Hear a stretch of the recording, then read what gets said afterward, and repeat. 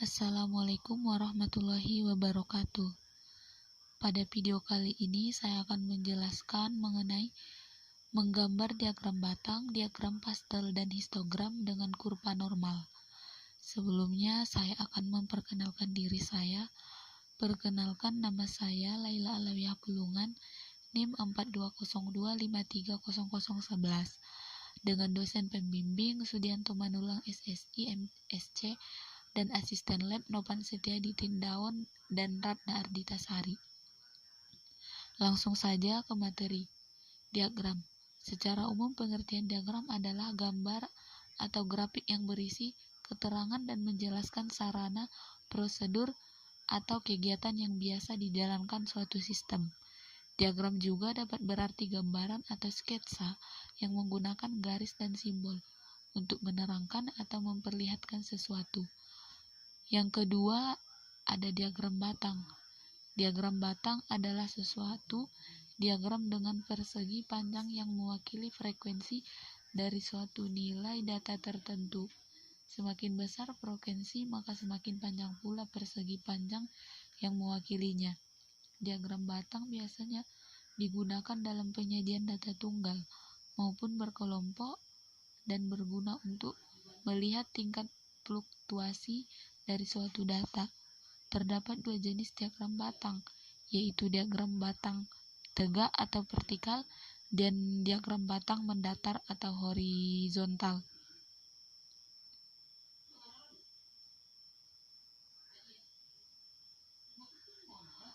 Kemudian ini merupakan contoh dari diagram vertikal atau tegak dan diagram horizontal atau mendatar.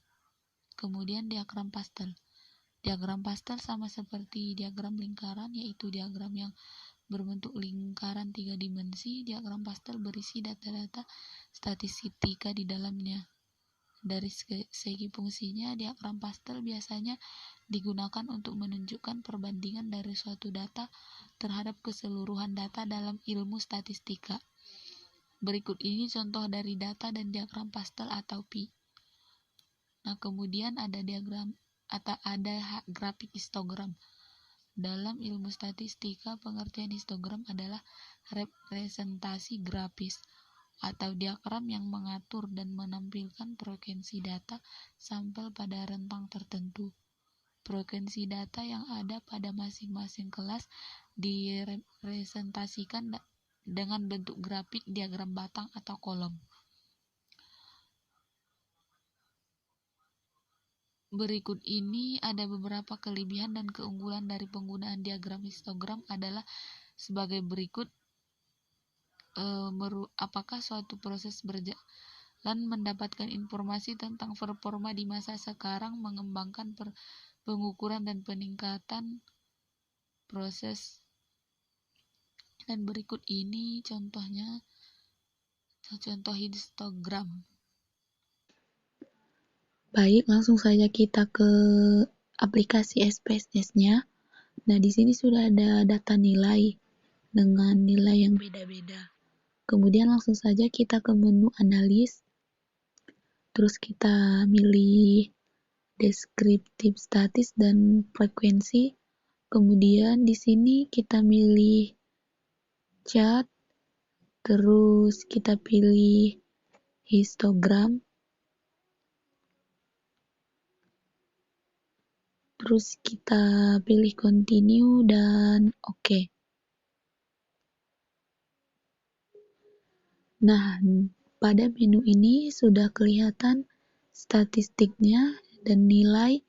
Terus pada bagian bawah di sini sudah terdapat histogram dengan nilai dan frekuensi. Kemudian jika kita ingin mencari yang beda, seperti kita mau membuat diagram pi, langsung saja kita ke analis lagi, deskriptif statis dan frekuensi, dan kita milih chart. Terus di sini kita milih pi untuk diagram pi, terus oke. Nah,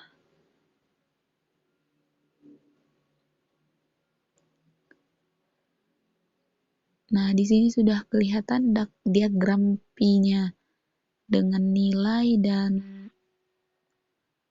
yang beda-beda. Baik, sekian penjelasan dari saya. Assalamualaikum warahmatullahi wabarakatuh.